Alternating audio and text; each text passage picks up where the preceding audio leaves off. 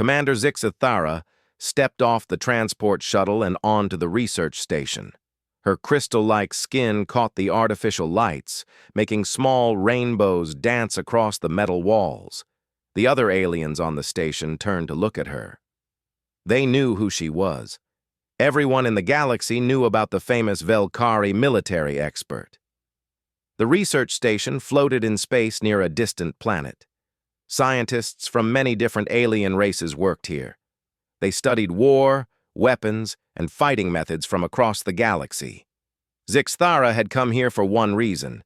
She wanted to finish her most important work yet. "Welcome, Commander," said Dr. Herx, a tall alien with 4 arms. "We are honored to have you here. Your books on ancient warfare are required reading at every military academy." Zixathara nodded politely. Her people, the Velkari, had ruled space battles for thousands of years. Their crystal armor could stop almost any weapon. Their minds could move objects and read thoughts. When Velkari warriors fought, enemies usually surrendered quickly. "I am here to study the newest addition to our galactic community," she said. "The humans."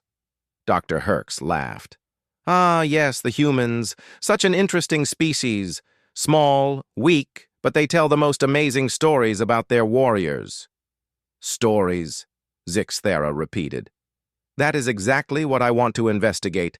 I believe these are just made-up tales to hide their weakness." She walked through the station's halls. The walls were covered with weapons and armor from hundreds of different worlds. Battle axes from the war-loving Kreks, energy shields from the ethereal people, powered suits from the Nexus Collective. Each display showed the proud military history of strong species. In the human section, she found much smaller displays: simple metal swords, basic projectile weapons, cloth uniforms with no armor protection. She shook her head. How could such a primitive species claim to be great warriors? "Dr. Yilks will help you with the human research," Dr. Herx said. He pointed to a small, furry alien working at a computer. "She has been collecting human war stories for 3 years." Dr. Yilks looked up from her screen. Her large eyes were bright with excitement. "Commander, I cannot wait to show you what I have found. Human warfare is so unusual, so different from everyone else." "Show me," Zixathara said. Dr. Yilks pulled up files on her computer. Images of human soldiers filled the screen. They looked so fragile. No natural armor. No claws or fangs. No psychic powers visible at all.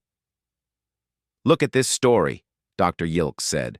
300 human warriors called Spartans held off an army of thousands. They fought until every single one was dead. Zixathara studied the information. Clearly exaggerated.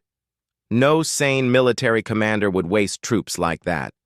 This must be a teaching story about the dangers of poor tactics. "But there are so many similar stories," Dr. Yilks insisted.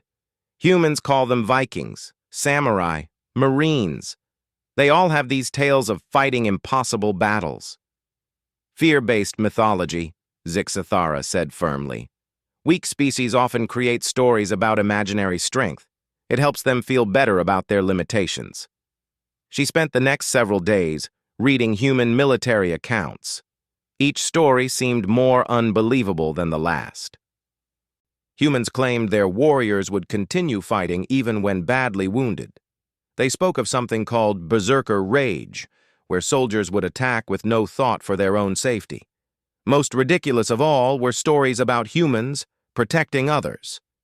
According to these tales, human warriors would throw themselves in front of weapons to save their friends. They would give up their own lives to help others escape danger. "This contradicts all logical behavior," she told Dr. Yilks during one of their meetings. "Evolution teaches survival of the fittest. No successful warrior species would develop self-sacrificing tendencies. It makes no tactical sense." Dr. Yilks showed her video recordings from human entertainment, movies about soldiers and warriors. Zixathara watched them with growing amusement. "Look at this," she said, pointing at the screen. They show their warriors crying, showing emotion during battle. Any real warrior knows emotion is weakness in combat. They also show them helping wounded enemies, Dr. Yilks added. Exactly. Pure fantasy. No effective military force would waste resources on defeated opponents. Zixthera made detailed notes about each story. She organized them into categories: impossible physical feats, tactical incompetence disguised as heroism, and emotional weakness portrayed as strength. Her research assistant, a young Velkari named Thektar, helped her analyze the data. "Commander," Thektar said one day, "I have been comparing human anatomy to other warrior species.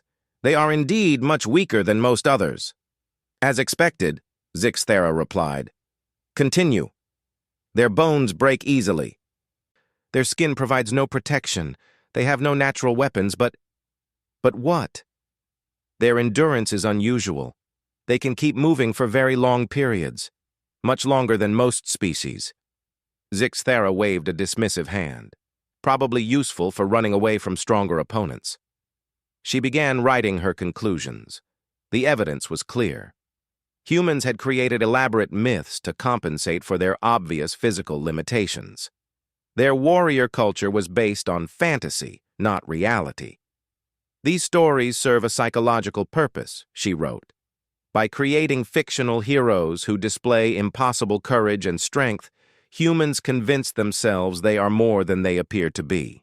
This mythology may actually be harmful to their military development, as it encourages unrealistic expectations and poor tactical thinking." Dr. Yilix brought her more files. "Commander, I found records from the humans' first contact with other species. Several alien observers wrote reports about human behavior."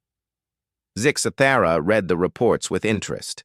Most alien observers had been impressed by human determination, but she saw through their simple thinking. "These observers lack proper military training," she concluded. "They mistake stubbornness for strategic thinking. They confuse emotional reactions with tactical skill."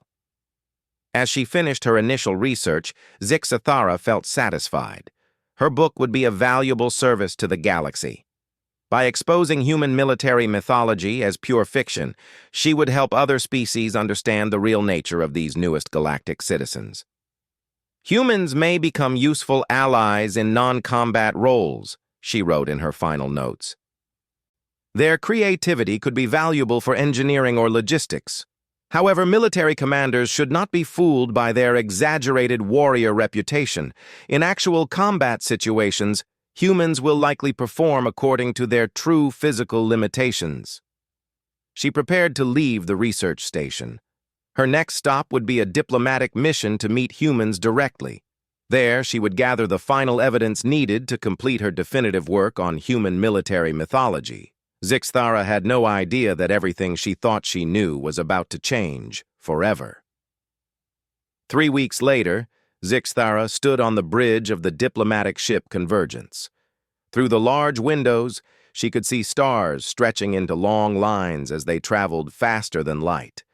Soon, they would reach the human colony of New Sparta. The ship carried diplomats and scientists from many different species. This would be the first official meeting between the Galactic Council and the human government. Zixthera had been invited as a military advisor and cultural expert. Captain Vorthek, a massive Thokron with thick armor plates covering his body, walked over to her. His heavy footsteps made the metal floor vibrate. "Commander Zixthera," he said in his deep voice, "have you finished studying the humans yet? My warriors want to know if they should prepare for combat." Zixthera looked up at the captain. Even among his own people, Vorthek was considered large. His natural armor could stop most weapons. His strength could crush steel with his bare hands. "There will be no combat," she assured him. "Humans are not a military threat. Their reputation is based on stories, not reality." "But I have heard tales," Vorthek said. "Stories of human warriors who never surrender, who fight even when they should run away." "Exactly," Zixthera replied. "Stories, myths, not facts." She had spent the entire journey continuing her research. The ship's computer contained thousands of human entertainment programs, movies, books, games, all filled with tales of amazing warriors. In one story, a single human soldier fought an entire army. In another, wounded humans crawled across battlefields to save their friends. The humans seemed obsessed with heroes who died protecting others. "Dr. Nexus," she called to a nearby scientist. The ethereal floated over to her, its energy form glowing softly blue. "Yes, Commander." Dr. Nexus spoke without moving any visible mouth, its voice coming directly into her mind. "You have studied human psychology. What drives their need for these warrior fantasies?" Dr. Nexus pulsed brighter as it thought. "Fear, most likely. They are aware of their physical limitations. These stories help them cope with the reality of their weakness." "A reasonable conclusion," Zixthara agreed. She turned back to the viewport and watched space pass by. In a few hours, they would meet real humans face to face. She looked forward to seeing how different the reality would be from their myths.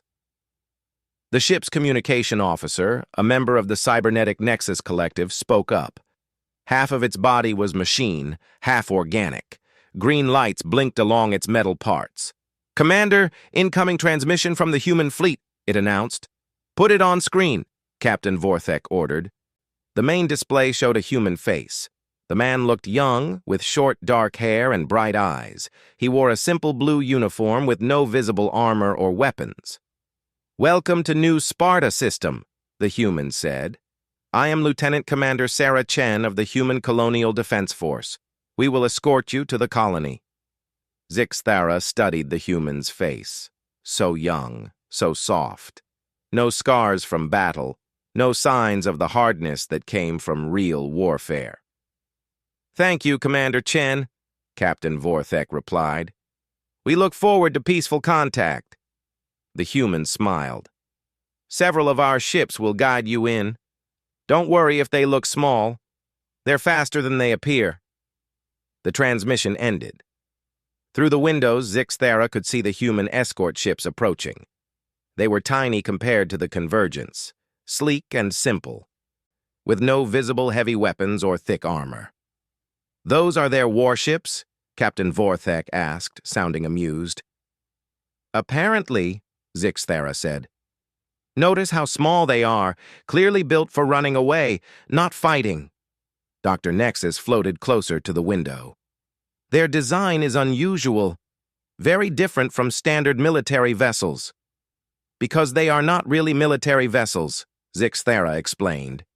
"Humans probably use the same ships for trade, exploration, and their so-called defense force. They cannot afford to build specialized warships." The journey to New Sparta took 6 hours. During that time, Zixthara continued reading human military history. She found stories about something called the Battle of Thermopylae, where 300 Spartans fought thousands of enemies.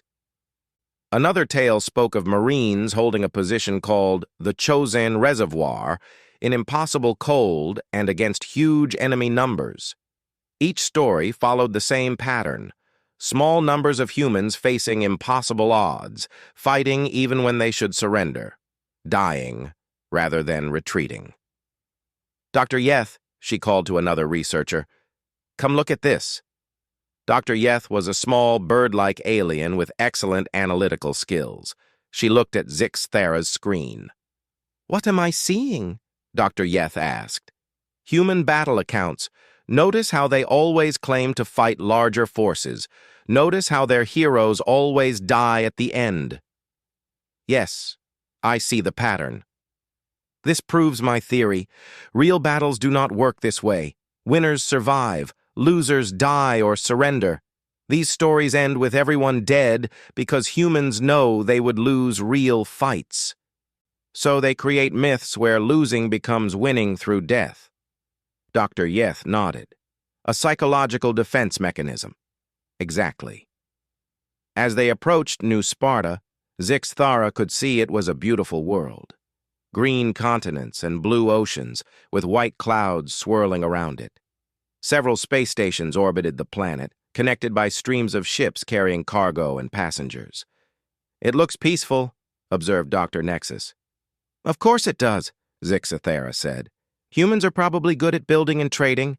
Not every species needs to be warriors." The human escort ships guided them toward a large space station. Zixathera could see hundreds of small ships moving around the station. Most looked like cargo vessels or passenger transports. A few appeared to be the same type as their escorts, small, fast, lightly armed. "Commander Chen to convergence," came a voice over the communication system. "We will dock at Port 7. Representatives from the colonial government are waiting to meet you." "Understood," Captain Vorthek replied. Zixathera gathered her research materials. Soon she would meet human leaders and military officers. She would be able to observe them directly to see how different they were from the heroes in their stories. The docking process was smooth and efficient. Human technicians worked quickly to connect the ships safely. Zixathera noticed they worked without any visible fear, even though they were much smaller than most of the aliens on the convergence. Naive, she thought. They do not understand how dangerous the galaxy can be. As the diplomatic party prepared to disembark, Zixathera made final notes in her research journal. "Initial observations of human space assets confirm previous conclusions," she wrote. "Small, lightly armed vessels indicate defensive rather than aggressive military doctrine. Peaceful appearance of colony suggests humans have not yet encountered serious galactic threats. Their warrior mythology likely serves to compensate for awareness of their vulnerability." She had no way of knowing that in just a few hours, everything she believed about human warriors would be tested in the most violent way possible. The galaxy's most notorious pirates were already moving toward New Sparta, and they were about to give Zixathera the education of her lifetime. The diplomatic meetings had been going well. Zixathera sat in the conference room aboard the space station, listening to human officials discuss trade agreements and cultural exchange. Everything was proceeding exactly as she had expected. The humans were polite, intelligent, and clearly more interested in commerce than combat. "Our colonies are always eager to learn from more advanced civilizations," said Governor Martinez, an older human woman with gray hair. "We hope this partnership will benefit everyone." Captain Vorthek nodded approvingly. "The Thokran appreciate peaceful neighbors." Zixathera was taking notes when the station's alarm system suddenly activated. Red lights flashed throughout the room and a loud warning sound echoed through the halls. Commander Chen, who had been quietly sitting at the edge of the meeting, immediately stood up. Her relaxed expression vanished, replaced by something cold and focused.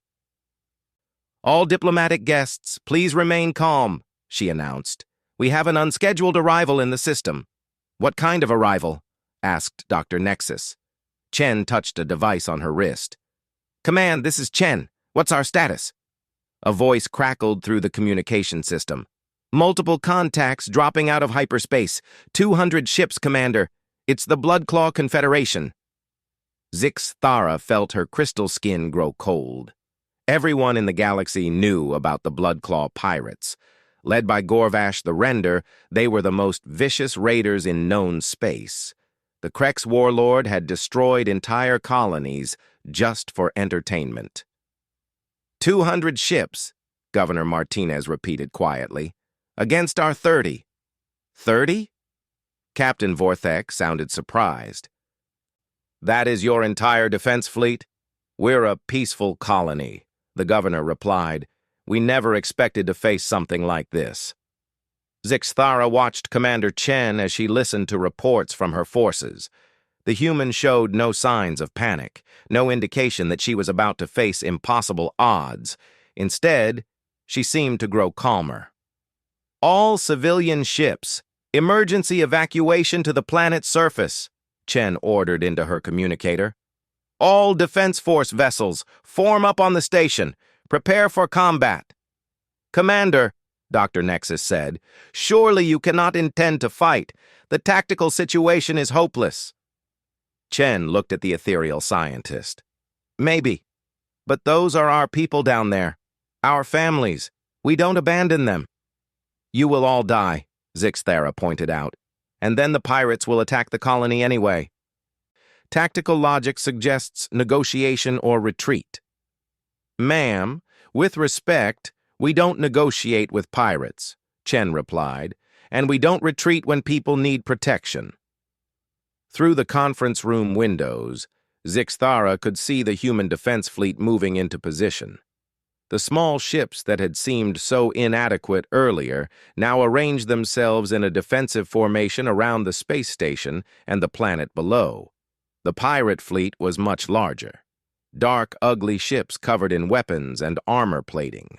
They moved toward New Sparta like a pack of hungry predators approaching helpless prey. "This is Gorvash, the render to all ships in the New Sparta system," came a voice over the communication channels. The Krex warlord sounded exactly like the monster from the stories, cruel, confident, and completely without mercy. "Surrender immediately, and we will only take half your population as slaves. Resist, and we will take everything." Zixthera expected the humans to respond with offers to negotiate. No sane military commander would choose to fight against such impossible odds. Instead, Commander Chen activated the station's main communication system. "Bloodclaw Fleet, this is the New Sparta Defense Force. You are not welcome here. Leave immediately or we will remove you." Silence filled the communication channels. Even the pirates seemed surprised by the response. "Did she just threaten us?" came Gorvash's voice, sounding amused. "Little humans think they can fight the Bloodclaw? This will be entertaining." The battle began without warning. The pirate fleet opened fire with everything they had. Energy beams and missiles streaked through space toward the human defenders. Zixthara watched in amazement as the human ships responded. Instead of retreating or trying to escape, they charged directly toward the larger pirate force. "What are they doing?" Dr. Yeth whispered. "They are attacking," Zixthara said, unable to believe what she was seeing. "They are actually attacking." The human ships moved like nothing she had ever studied. They were small and fast, weaving between pirate vessels and striking at weak points. When pirate ships returned fire, the humans would disappear behind asteroids or space debris, only to reappear somewhere else. But numbers were numbers. For every pirate ship destroyed, 2 human vessels were blown apart. Zixthara watched human pilots continue fighting even as their ships took terrible damage. She saw one fighter with its hull torn open, atmosphere streaming out into space, still firing its weapons at enemy targets. "Madness," she whispered. Then the pirates reached the space station. "All diplomatic personnel to secure areas," Commander Chen announced. "We have hostile boarders incoming." Zixthara followed the other aliens to what the humans called a safe room, a heavily reinforced section of the station designed to protect civilians during emergencies. Through reinforced windows, they could see into the main corridors. That was when Zixthara saw her first human warrior. The pirates came through the station's docking bays in massive, powered armor. Krex shock troops, each one twice the size of a human, carrying weapons that could punch through starship hulls. They moved confidently through the station's halls, expecting no real resistance. A squad of human marines met them at the first intersection. Zixthara had studied thousands of battle reports from across the galaxy. She had seen recordings of every major military engagement in recent history. But nothing had prepared her for what she witnessed next. The humans were smaller than the Krex pirates. Their armor was lighter. Their weapons were less powerful. By every logical measure, they should have been slaughtered in seconds. Instead, they fought like creatures possessed by demons. The Marine sergeant, a woman named Rodriguez according to her name tag, took a blast from a Krex plasma cannon that should have killed her instantly. Instead, she grabbed the wounded pirate and used his body as a shield while she returned fire. When her rifle ran out of ammunition, she drew a simple metal knife and attacked a Krex warrior 3 times her size. A young Marine named Kim took shrapnel from an explosion that tore open his armor. Instead of retreating for medical attention, he threw himself between the pirates and a group of alien civilians who were trying to evacuate. He fought from his knees, bleeding, buying time for the others to escape. The human medic, a man called Davis, continued treating wounded aliens even while under direct enemy fire. When a pirate charged at him with a blade, Davis grabbed a medical scanner and used it as a weapon, all while keeping pressure on a Thokran's chest wound. "This is impossible," Dr. Nexus whispered beside her. But Zixathera was staring at something else entirely. The eyes of the human Marines. She had expected to see fear, panic, or the cold calculation she was familiar with from professional soldiers. Instead, she saw something that made her crystal skin tremble. A complete commitment to violence that seemed to go beyond rational thought. These humans were not just fighting to win.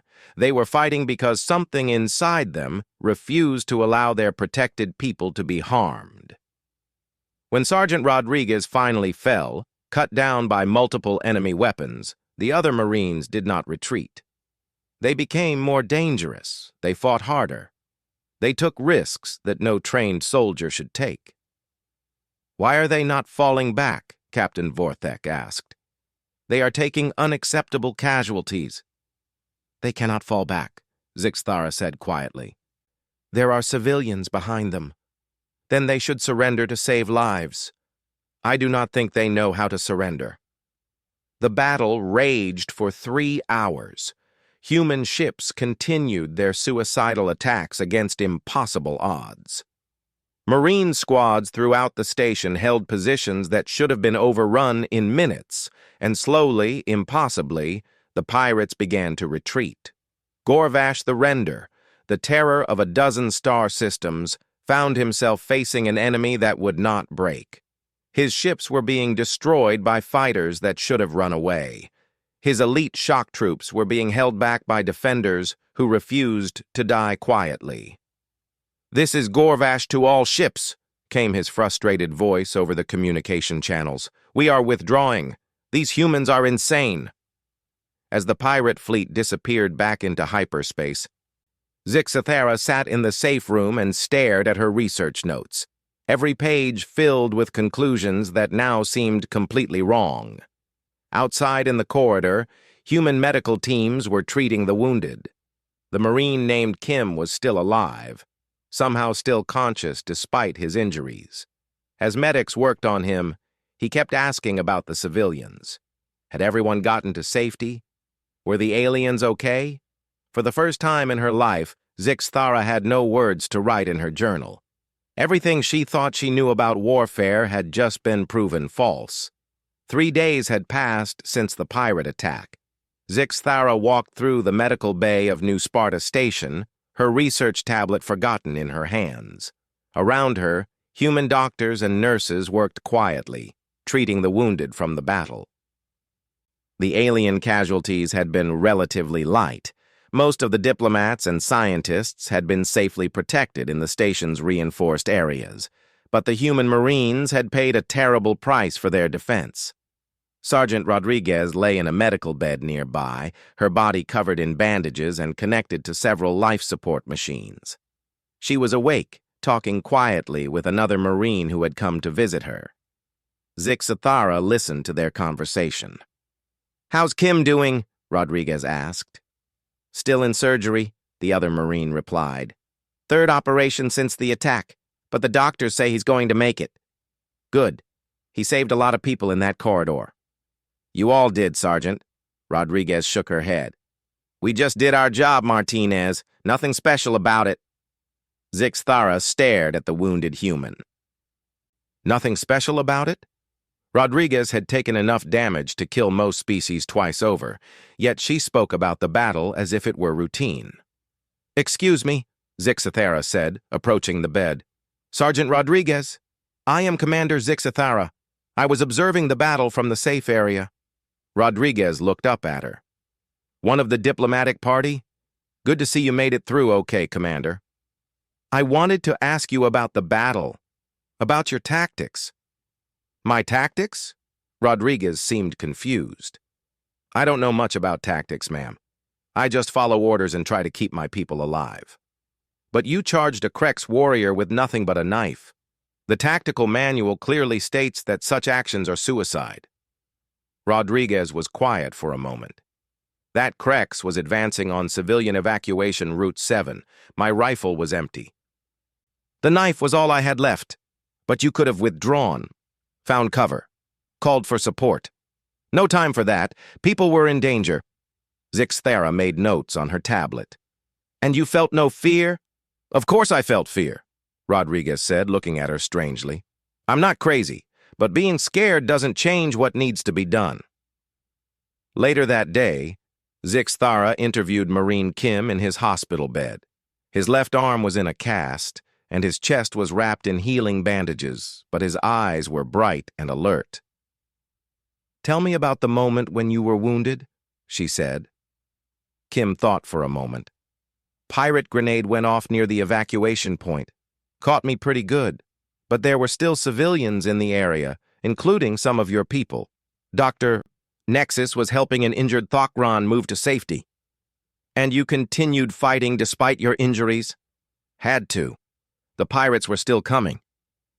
Even though you were significantly damaged? Kim looked confused by the question. Commander, those people were counting on us. You don't just stop because you get hurt. But from a tactical standpoint, a wounded soldier is less effective. You should have withdrawn for medical attention. Maybe, Kim said, but withdrawing meant leaving people unprotected. That wasn't an option. Zixthara left the medical bay more confused than when she had entered. These humans spoke about impossible courage as if it were completely normal. They discussed self-sacrifice as if it were the most logical choice in the world. That evening, she was approached by Colonel Sarah Chen, the human commander who had led the defense. Commander Zixthara, Chen said, I heard you've been interviewing my Marines. Mind if I ask why? I am trying to understand what I witnessed during the battle, Zixthara replied honestly. Your people behaved in ways that contradict everything I know about military science. Chen nodded. Would you like to see our military archives? Maybe that would help explain things. They walked to the station's command center. Chen led her to a secure room filled with computer screens and data storage devices. These contain records from human conflicts throughout our history, Chen explained. Not the stories or movies you might have seen, raw combat footage, after-action reports, real documentation. She activated one of the screens. This is from a battle called Iwo Jima. Human forces attacking a heavily defended position. Zixthara watched footage of human soldiers advancing across an open beach while enemy weapons fired down on them from fortified positions. She saw men fall, only to have other soldiers immediately move forward to take their places. When medics tried to treat the wounded under fire, Marines provided covering fire even when it meant exposing themselves to enemy attack. This makes no tactical sense, Zixthara said. Why did they not use orbital bombardment? Why advance into prepared positions? Because there were civilian prisoners on the island, Chen explained. We had to take it intact. Chen showed her more recordings. A place called Normandy, where humans launched themselves from boats onto defended beaches. A battle in the Chosin Reservoir, where surrounded human forces fought their way through overwhelming enemy numbers to evacuate wounded and refugees. Each recording showed the same pattern. Humans fighting against impossible odds, protecting others at the cost of their own lives, advancing when retreat would have been logical. I do not understand, Zixthara admitted. These tactics violate basic principles of warfare. They result in unnecessary casualties. Do they? Chen asked. She pulled up casualty statistics from the battles. Look at the civilian survival rates. Look at how many non-combatants were successfully evacuated. Zixthara studied the numbers. Despite the heavy military casualties, the humans had saved millions of civilian lives in these conflicts. You fight inefficiently, she said slowly. Maybe, Chen agreed, but we fight effectively. There's a difference. I still do not understand the psychology behind it. Why do your people choose to sacrifice themselves for others? Chen was quiet for a long moment. Have you ever had children, Commander? My species does not reproduce in the same way as yours? Then imagine something you would protect at any cost, something more important to you than your own life. Zixthara thought about her research, her career, her contribution to galactic knowledge. But even those important things did not seem worth dying for. I cannot think of anything, she admitted. That might be why you don't understand us, Chen said gently. For humans, protecting others is not a tactical choice, it's who we are. She activated another screen. This is from yesterday's battle. Watch this section. The footage showed Marine Kim throwing himself between the pirates and the evacuating aliens. Zixthara could see the exact moment when he was wounded, could see his face as he made the decision to continue fighting. He was not following orders at that moment, Chen explained. His sergeant was down, his radio was damaged, he made that choice entirely on his own. But why? Because that's what Marines do. What humans do. We protect people who can't protect themselves. Zixthara watched the footage again. She could see something in the young Marine's eyes that she had not noticed before. Not rage or fear or tactical calculation. Something else entirely. He was not thinking about tactics at all, she said. No. He was thinking about the people behind him. That night, Zixthara sat alone in her quarters, staring at her research notes, pages and pages of analysis about human military mythology, theories about compensatory behavior and fear-based storytelling. All of it was wrong. The humans had not created myths to hide their weakness. The stories were true. The impossible courage, the self-sacrifice, the refusal to surrender when others depended on them, it was all real. She thought about something Colonel Chen had said. We don't fight to win, we fight to protect. For the first time in her career as a military historian, Zixthara began to understand that there might be something more important than victory in battle. She picked up her tablet and began to write new notes, not about human mythology, but about human reality. About a species that had turned evolution on its head by developing warriors who cared more about others than themselves. Outside her window, she could see human work crews repairing damage to the station. They worked through the night, determined to restore their defenses in case the pirates returned. They were still protecting people, even when the immediate danger was over. Zixthara realized that everything she thought she knew about warfare was wrong, and everything she needed to learn about humans was just beginning. 1 year later, Zixthara stood before the senior board of the Galactic Academic Consortium. The Great Hall was filled with the most important military scholars and strategists from across the galaxy. They had come to hear her present her completed research on human warfare. The presentation screen behind her displayed her new title, The Human Paradox, When Evolution Produces Warriors Instead of Soldiers. Admiral Kethrix, the Velkari chairman of the board, looked at her with disapproval. His crystal armor gleamed under the hall's lights, displaying his rank and honors from countless battles. Commander Zixthara, he began, your original research proposal was to expose human military mythology as primitive fiction. This new title suggests you have reached different conclusions. That is correct, Admiral, Zixthara replied. My original hypothesis was completely wrong. A murmur went through the audience. Several board members looked shocked. Zixthara was known throughout the galaxy as one of the most logical and analytical military historians alive. For her to admit error was almost unprecedented. Please explain, Admiral Kethrix said coldly.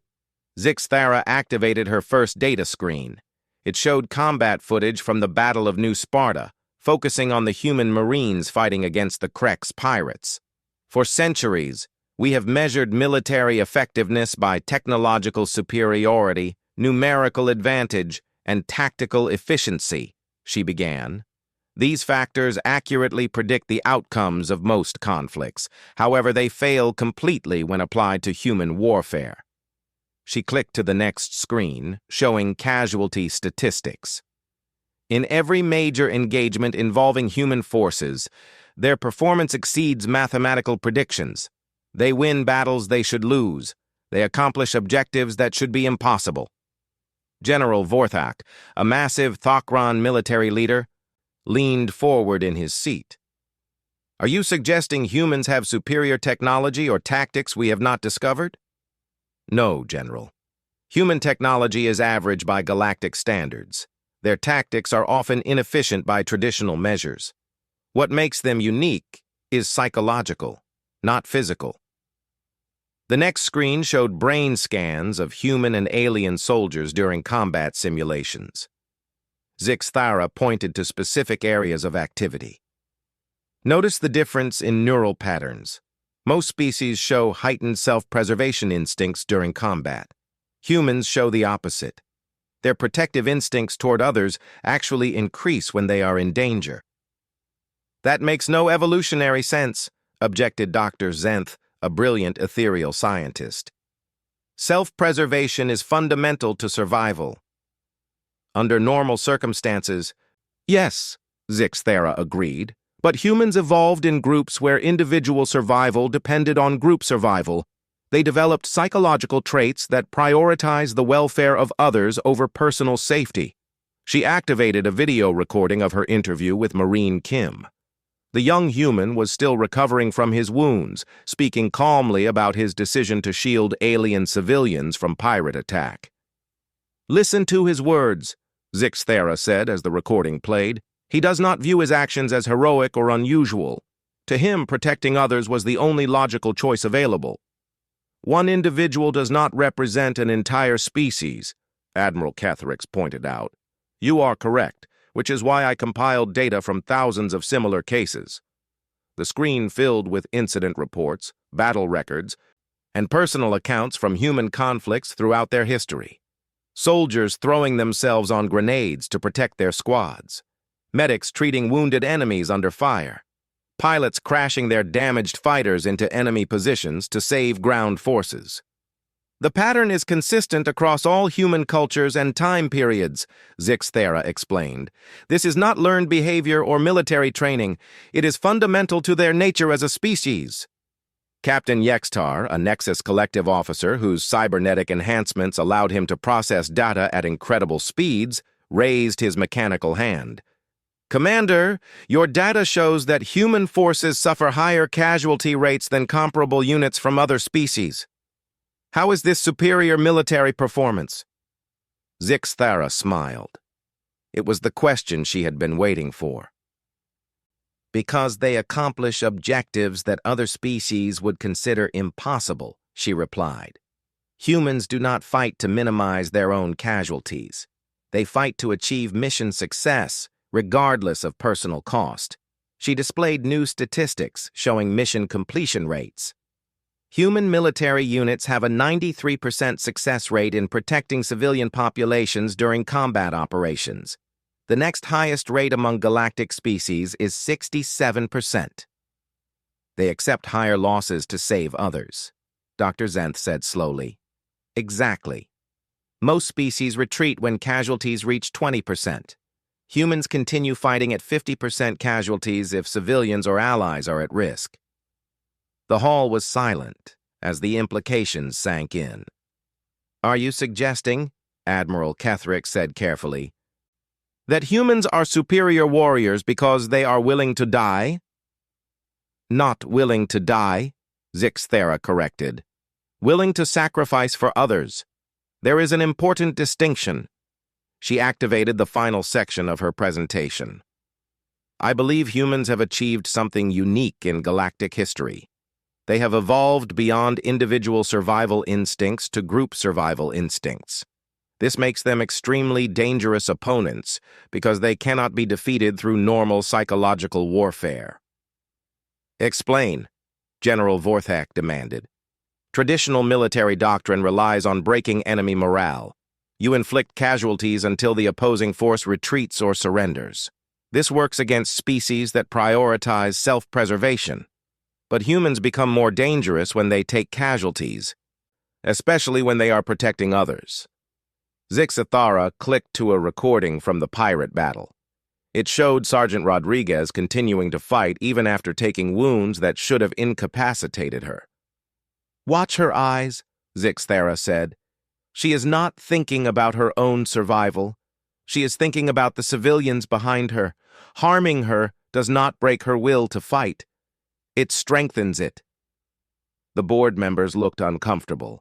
Several whispered to each other in their native languages. "What are you recommending?" Admiral Kethrix asked. "A complete revision of our threat assessment protocols," Zixathara replied. "Humans should not be classified as a minor military power based on their technology and population. They should be classified as a strategic concern based on their psychological warfare capabilities." "You are suggesting we consider humans dangerous?" Dr. Zenth asked. "I am suggesting we consider humans unpredictable. Our standard military models do not account for opponents who fight more effectively when they should be weakened." Captain Yextar processed the data for several seconds before speaking. "Commander, your research indicates that humans cannot be defeated through conventional means." "That is one possible conclusion, yes." "What other conclusions are possible?" Zixathara paused, choosing her words carefully. "Humans can be allies or enemies. As enemies, they are extremely dangerous because they cannot be easily intimidated or broken. As allies, they are extremely valuable because they will protect others at any cost." Admiral Kethrix stood up from his chair. "This board will review your findings and make appropriate recommendations to the Galactic Council. Your research raises serious questions about human integration into galactic society." As the formal session ended, several board members approached Zixathara privately. Some wanted to discuss her data in more detail. Others questioned whether her conclusions had been influenced by personal attachment to the humans who had protected her during the pirate attack. Dr. Zenth floated over to her as the hall emptied. "Commander, your career has been built on logical analysis and objective thinking. This research seems to suggest you have developed emotional responses to your subjects." "Perhaps," Zixathara admitted. "But my data is accurate. Human military performance cannot be explained by traditional models. Even if your data is correct, the implications are troubling. You are essentially arguing that humans are natural warriors who cannot be controlled through normal diplomatic or military pressure. I am arguing that humans are unlike any other species in the galaxy, and that we need to understand them correctly if we want to coexist peacefully." 3 months later, Zixathara received an official communication from the Galactic Council. Based on her research, humanity's threat assessment had been upgraded from developing military species to strategic military concern. The humans were no longer considered a minor colonial power. They were now classified as a potential galactic superpower, despite their small territory and limited technology. Zixathara's academic career as a xenoanthropologist was over. The controversy around her research had made her unwelcome in traditional scholarly circles. Too many established military leaders refused to accept that their fundamental understanding of warfare might be wrong. But her new career was just beginning. The Galactic Council had appointed her as their chief advisor on human military psychology. She was tasked with developing new diplomatic protocols for dealing with a species that fought according to completely different rules. She stood in her new office, looking out at the stars, thinking about something Colonel Chen had said during their last conversation. "War isn't mathematics, Commander. It's about who wants to win more, and who's willing to pay the price for it." Zixathara had spent her entire life believing that war was mathematics, that superior numbers, technology, and tactics always determined victory. The humans had taught her that sometimes heart mattered more than calculations, and that was the most dangerous lesson the galaxy had ever learned about Earth's children. Her first report to the Council would be simple. Humanity was not just another species joining galactic civilization. They were something entirely new, something that could change the nature of war itself. Whether that change would be for better or worse remained to be seen. But one thing was certain: the galaxy would never be the same.